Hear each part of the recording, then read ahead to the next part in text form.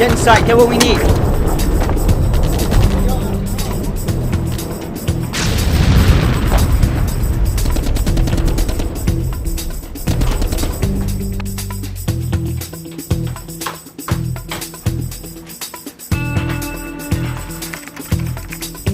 And this is this week's Closet Classic.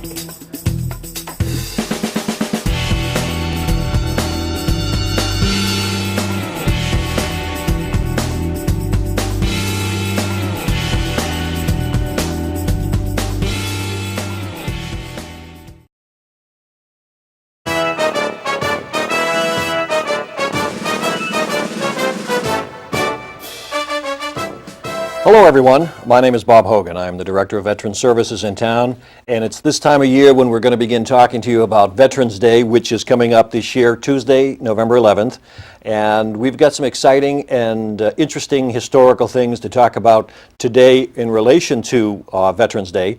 I'm also going to introduce to you a guest from the National Archives in just a moment. We're going to be talking about World War I in general and some of the photos and memorabilia that Joe has with him today. Again, Veterans Day always occurs in Burlington on November 11th.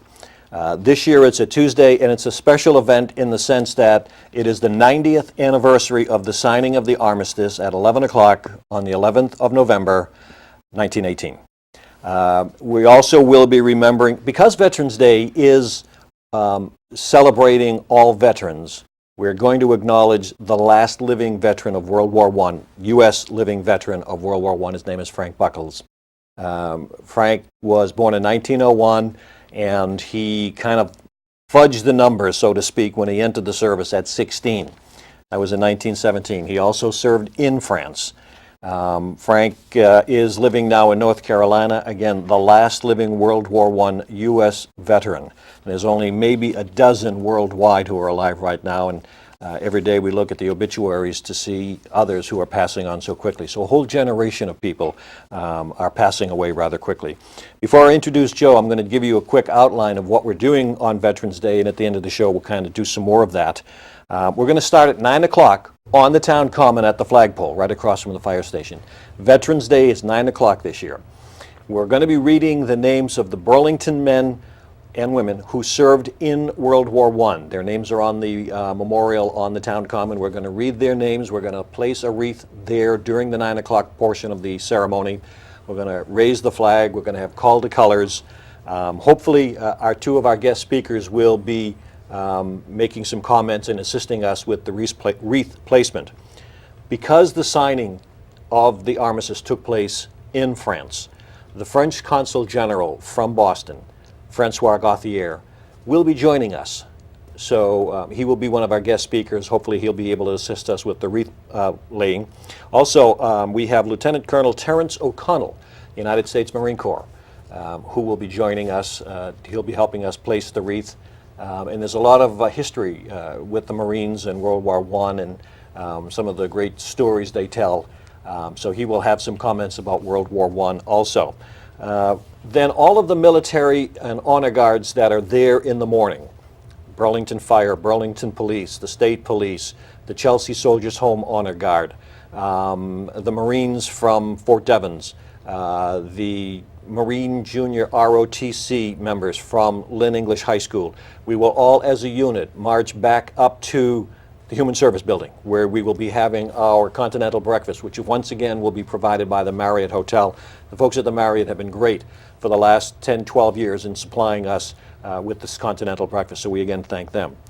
The high school band will meet us at the Human Service Building, and after we have the continental breakfast, they and all the honor guards, we will march back to the town common, not the cemetery, back to the town common, to the gazebo area, where we will have our guest speakers, a performance by the junior ROTC members. They have something they do that is really quite nice. And again, these are high school students, so you need to be there to see that. We're going to talk today, and I'm going to introduce my guest today.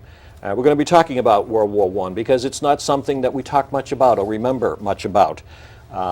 And then this program will run for a couple of weeks, and then I'm going to have a second program that's going to deal with the GIs of the gridiron.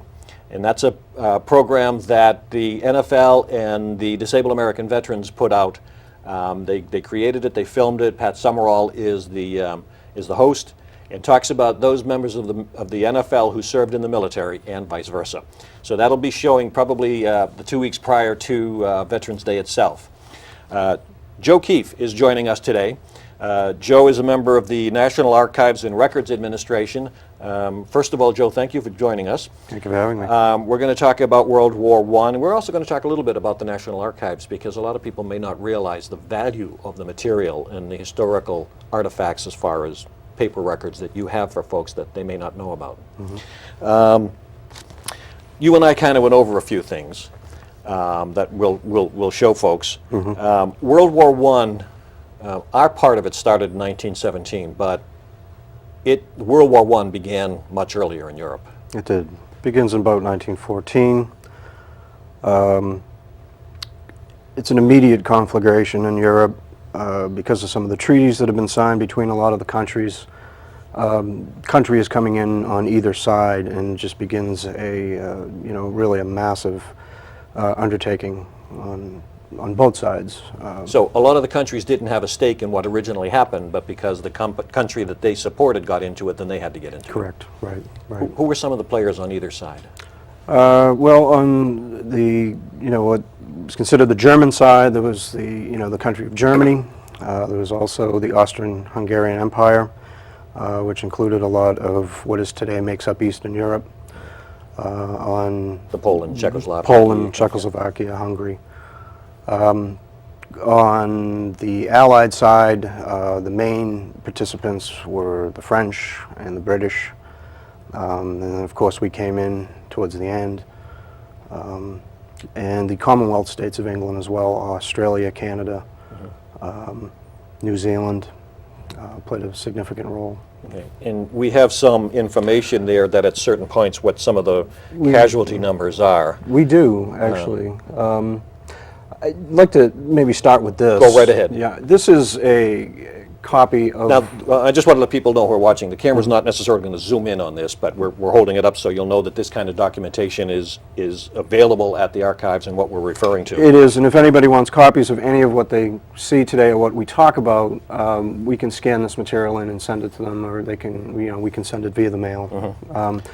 But this is a copy of what is known as the Zimmerman telegram, and this is what really prompted the United States to get involved in World War I. It was a letter that was sent via code by the German government to the Mexican government.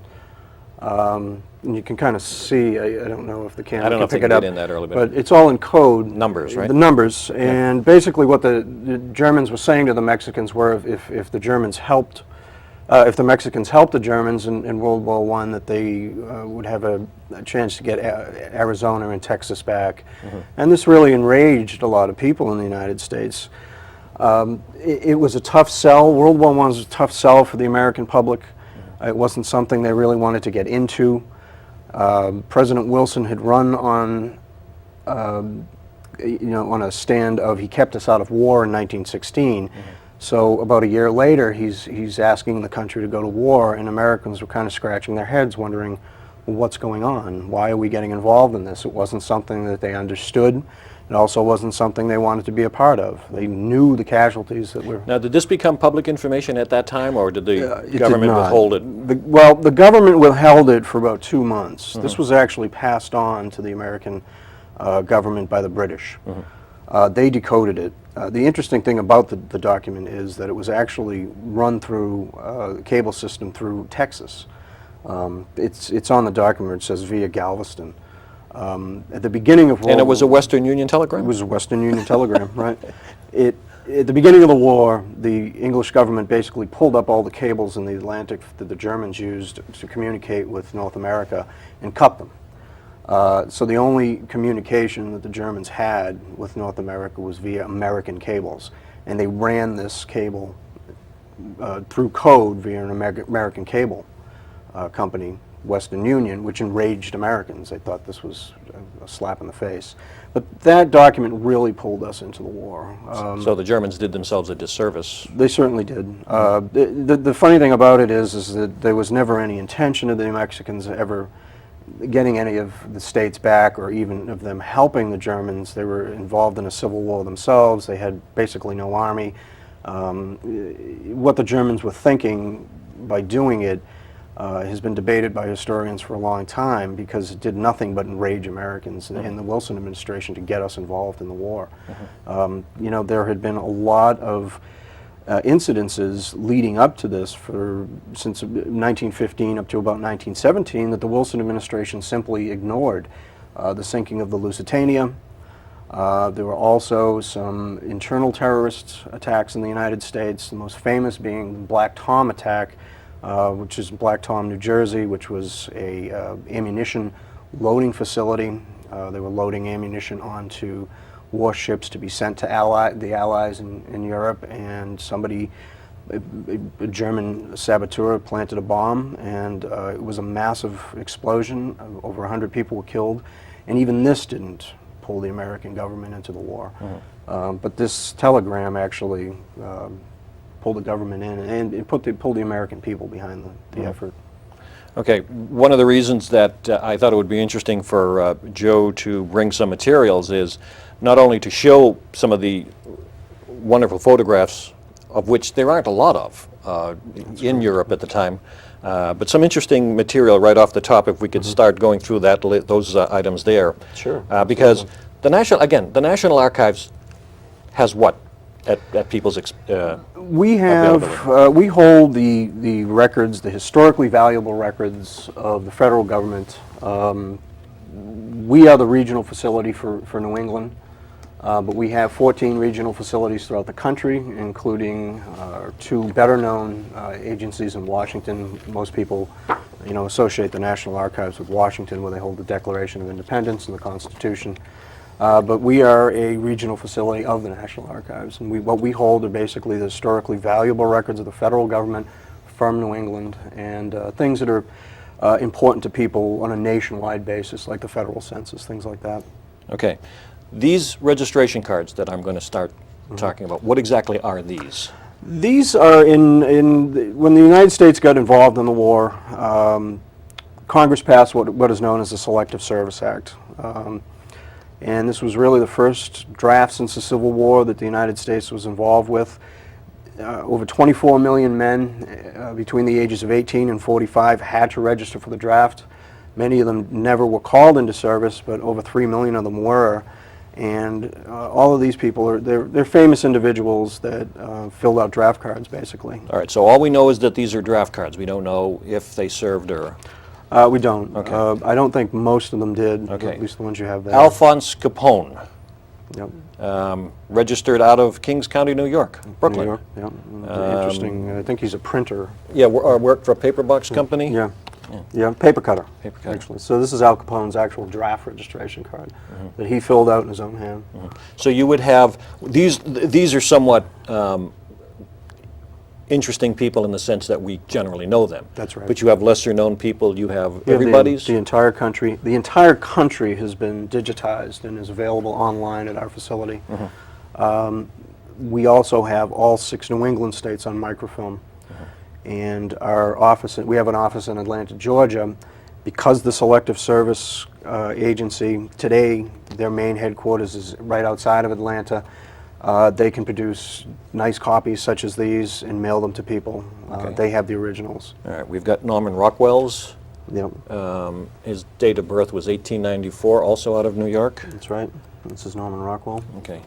These are a little easier maybe for the camera to read, but All right, now, Harry Horowitz. Why would, that name doesn't ring a bell, but why would that be of interest? this, I always use this in lectures too, because I like to, you'd be surprised who this is. Harry Horowitz was better known as Mo Howard of the Three Stooges, and he was the only one of the brothers, Shemp and Curly, I believe, were the other two, who was of age at the time of the war to actually sign up for the draft. But Harry Horowitz was Mo Howard.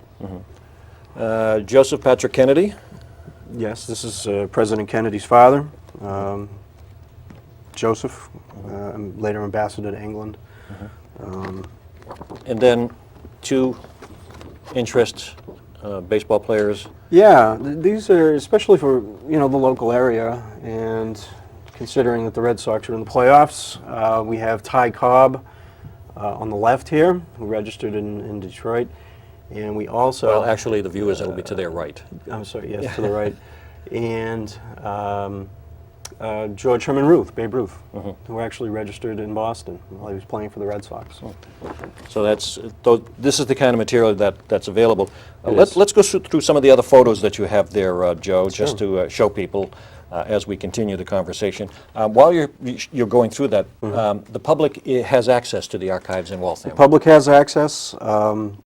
The public can come in at any time. We are open between the hours of 8 and 4:30. We are open until 9 o'clock at night on Thursday nights. And this is, everything we're showing you here today and everything that we have is their records. It's the people of the United States. They own it. We are simply the holders of it. We maintain it for them, but everything is theirs and is available for them to look at. This is a photograph that we have, and this is one of the first contingents of American troops getting off in France after the United States becomes involved. This is roughly in October of 1917. It took the United States almost 7 months to actually get boots on the ground in France. We were woefully unprepared for getting involved in this conflict. Our army at the time was probably the size of Chile's, about 127,000 men. We had very few officers, trained officers. We had very few trained men. Most of the people who went into France to fight were conscripts who were trained for about 3 or 4 months and then sent over. So it took us a while to get involved. And the location of the photo that I'm holding here is? That is the Battle of Belleau Wood. This is a Marine contingent setting up a machine gun. The two major engagements that the American Army, the American Expeditionary Force, was involved with was Belleau Wood and the Meuse-Argonne Forest, which was the last major offensive by the Allies in an attempt to push the Germans back, which did. It was successful, and it really forced the Germans to come to the table at the end of the war. There's that telegram that Yeah, this is, I wish people could see this. This is a telegram we have. It was sent to General Pershing upon his assuming command of the American Expeditionary Force. And it is a listing of the casualties up until that time. And I thought it was interesting because I could imagine, just being General Pershing and looking at this, the casualties are astronomical. For the English, they have over 2 million. 2 million casualties with another year left in the war. The English have, the French have over 4 million. The Germans have over 5 million. I mean, this is just astronomical. So it really kind of shows the brutality of what was going on. It again is one of those instances where we have technology, tactics not keeping up with technology. The introduction of the airplane, the machine gun, hand grenades, flamethrowers, gas. And the tactics hadn't changed much since the Civil War, really. It was these frontal assaults by rows of troops in an attempt to overtake, positions.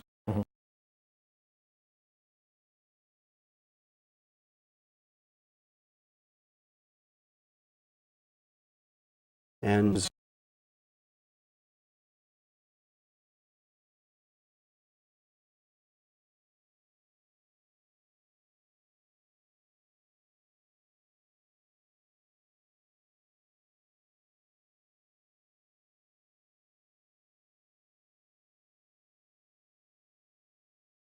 reading this and thinking, what are we getting into here?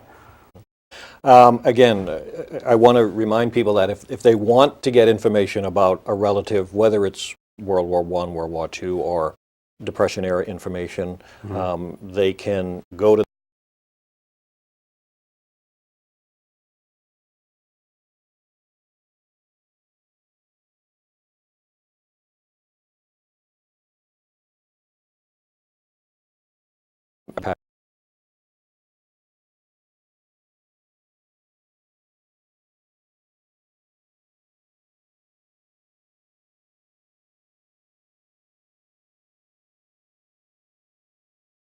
And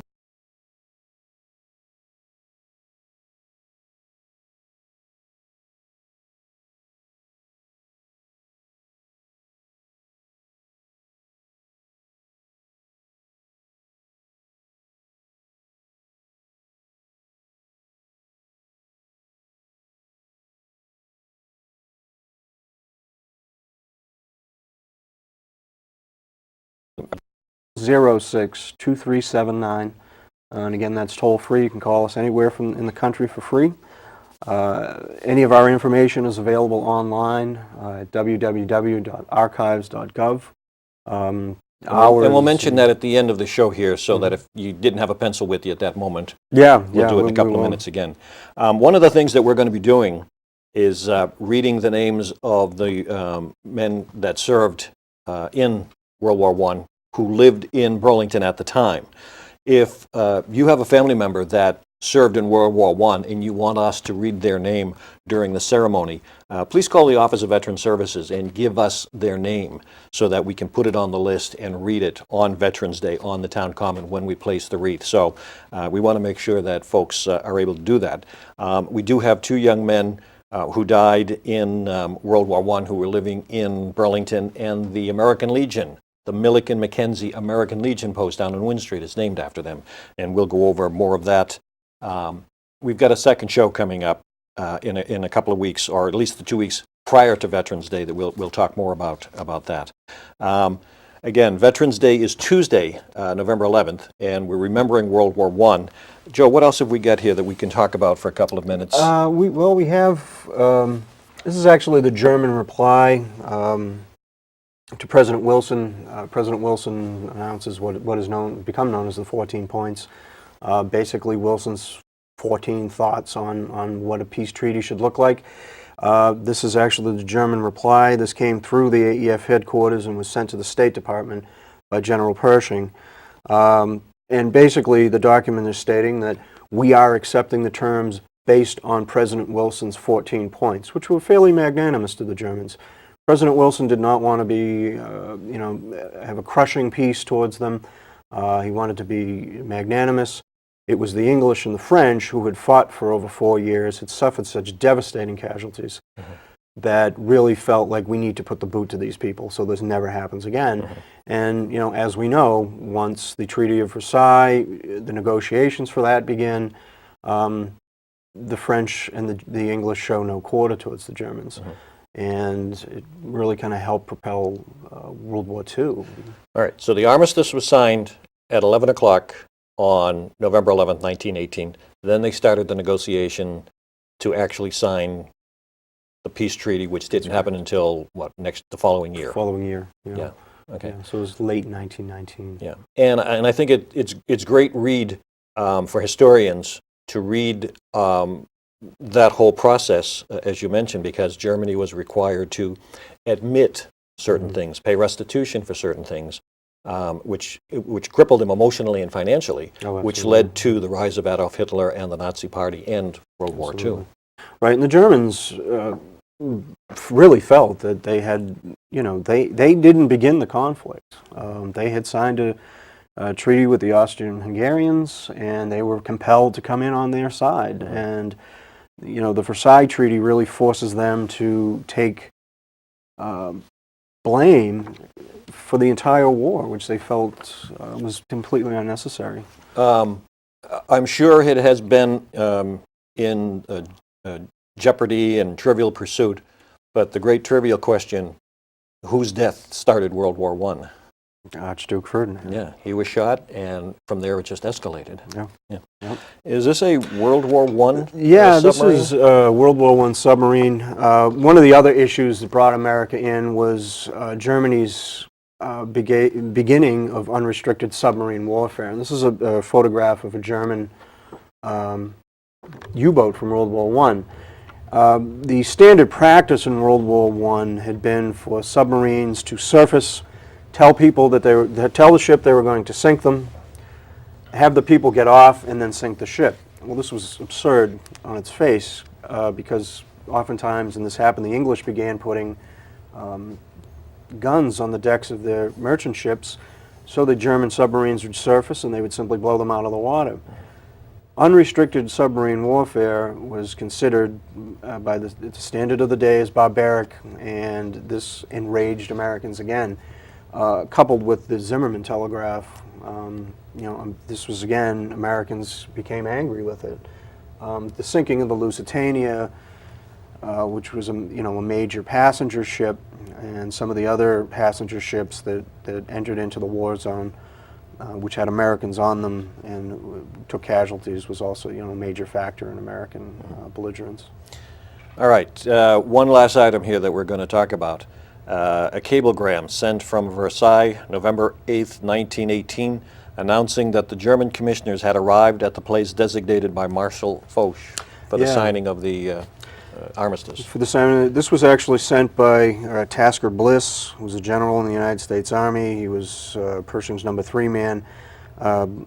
Bliss is an interesting character. He had been Chief of Staff of the United States Army prior to the war, but President Wilson thought him too old. He was bumping into his late 60s, wanted someone more soldierly and young, and dynamic to present to the Europeans, so he moves General Pershing up over about 100 people, but Bliss retains his command. This was sent by Bliss to the State Department, stating that the Germans had arrived to begin negotiations. And it was signed on a railway car with Foch, someone from the British government, and obviously the German contingent. That's right. In the forest in France. That's right. And again, I keep saying the 11th hour of the 11th day of the 11th month, which is why it's significant that we always have Veterans Day on the 11th here in Burlington. Joe, this is great stuff. Again, the archives are there. It's in Waltham on Trapello Road. 380 Trapello Road. Again, we are open to the public.